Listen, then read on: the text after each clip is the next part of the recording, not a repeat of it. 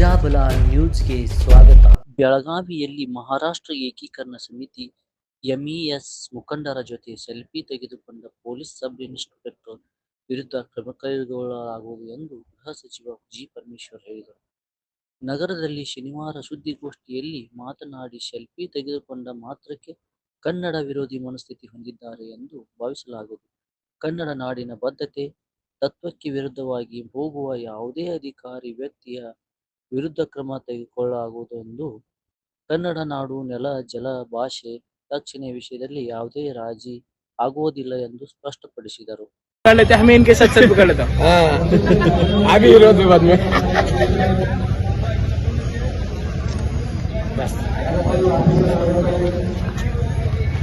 वापस मुंबई तो हमारे साहब का तबीयत खराब है.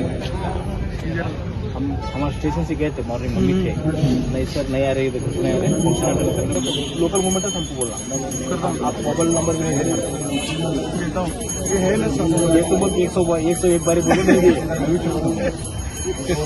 वो आपका नंबर में हम कल रात को फोन करते आपका वही मेरा नंबर सर. ऐसा कभी एक बोलेंगे एक से एक बोलूं मत लगा अभी एक बार कान उनको मालूम है चिपटा छोड़ दे उनको मालूम है चिपटा छोड़ दे वो कान का देते हमको मालूम